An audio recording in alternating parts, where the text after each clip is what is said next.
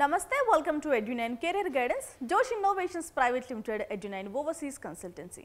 మనం నిన్న neat MCC counselling కి సంబంధించిన ఒక ఇంపార్టెంట్ అప్డేట్ చూసాం కదా. ఎందుకంటే ఇప్పటికే రౌండ్ 1 యొక్క రిజల్ట్స్ కూడా రిలీజ్ చేశారు.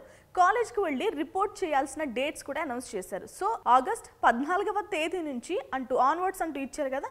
సో ఎప్పటి వరకు మీరు రిపోర్ట్ చేయొచ్చు ఇక్కడ చూద్దాం.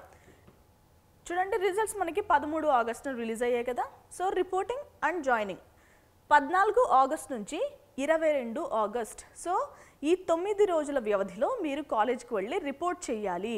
ఓకే, సో ఈ 9 రోజుల వ్యవధిలో మీరు కాలేజ్కి వెళ్ళి రిపోర్టింగ్ లేదు అంటే జాయినింగ్ ప్రాసెస్ అనేది చేయాల్సిన అవసరం ఉంటుంది. దీనికోసం మీరు డాక్యుమెంట్స్ కూడా తీసుకువెళ్ళాలి. సో ఆ ప్రాసెస్ అంతా చాలా కామన్, మనం గతంలోనే ఎక్స్ప్లెయిన్ చేసుకున్నాం. And verification of joint candidates by data by institutes ఇది ఎప్పుడు జరుగుతుందంటే, సో మీరు రిపోర్టింగ్ అండ్ లేదు అంటే జాయినింగ్ అయిపోయిన నెక్స్ట్ డే అంటే 23 ఆగస్ట్ 2025 అయితే మనం ఏదైతే ఇన్స్టిట్యూట్లో జాయిన్ అయ్యామో వాళ్ళు వెరిఫికేషన్ అనేది చేసుకుంటారు. సో ఇక్కడ వరకు ఈ నోటిఫికేషన్ యొక్క సారాంశం.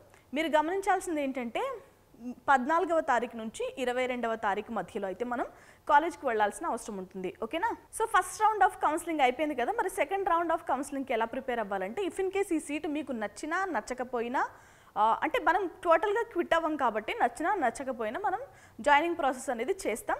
సో దాని తర్వాత అప్గ్రేడ్ చేసుకుంటాం సీట్ని. ఓకేనా? దానికోసం మనం సెకండ్ రౌండ్ ఆఫ్ కౌన్సిలింగ్లో పార్టిసిపేట్ చేయాల్సిన అవసరం ఉంటుంది. దానికి సంబంధించి వేరే వీడియో మాట్లాడుకుందాం. ఇది వాళ్ళ వీడియో. Thanks for watching.